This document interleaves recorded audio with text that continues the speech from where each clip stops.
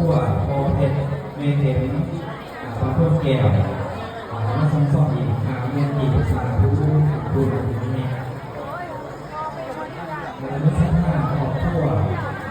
นี่เลยท้ายต้องเกี่ยวรวมกันอีกเมียนตีสาธุ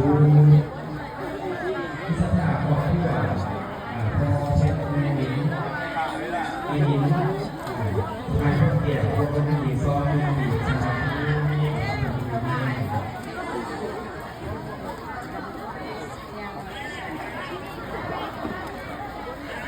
มาสักการะครัว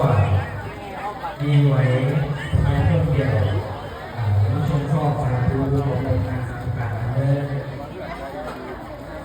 และที่สักการะครัวเรียนบุคลี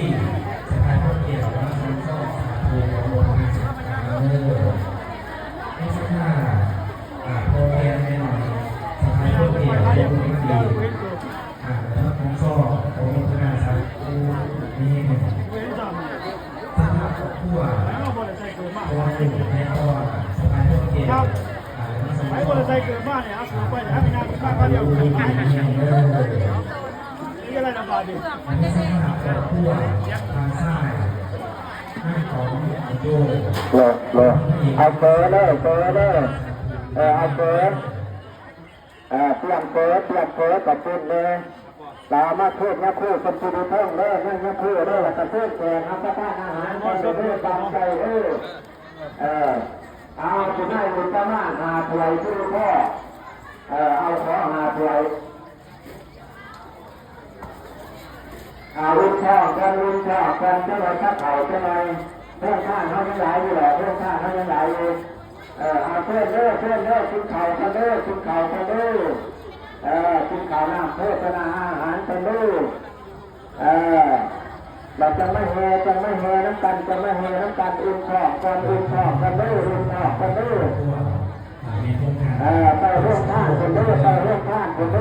บุญน้ำกันเด้อพ่อแม่พี่น้องวันนี้ไม่แห่กระถินรูบานโยงทงเด้อบุญกระถินเด้อพ่อแม่พี่น้องเอาบุญน้ำกันเด้อย่อมมือเอาบุญน้ำกันเด้อชั้นเขาจะ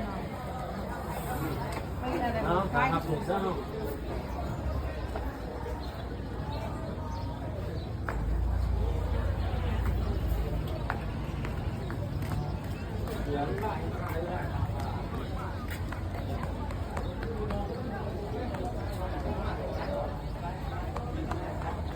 บุญน้ำกันเด้อพ่อแม่พี่น้องบุญกระถินเด้อวันนี้เด้อวันนี้บุญกระถินอยู่บ้านโยงกลางเด้อบาจ้าเขาจะทั้งหน้าขอโมทนาสาธุการนะเอาบุญน้ำกันเด้อเนี่ยเอามือเอาบุญน้ำกันเด้อสางกระถินรวมกันเด้อบุญมีท้ายเกินจะได้พอกันเด้อพ่อแม่พี่น้องคนใดที่ว่าไม่สางบุญ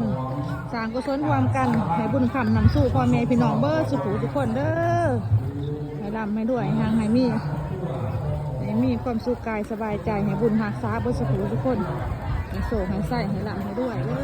ห่างให้มีเบ้อสุขุทุกคนเด้อพ่อแม่พี่น้องเด้อให้ห่างให้มีให้ร่ำให้ด้วยสางบุญวันนี้ผ่านมือเสาก้อยไร้ขาวมือแดงเด้อพ่อแม่พี่น้องเบ้อสุขุทุกคน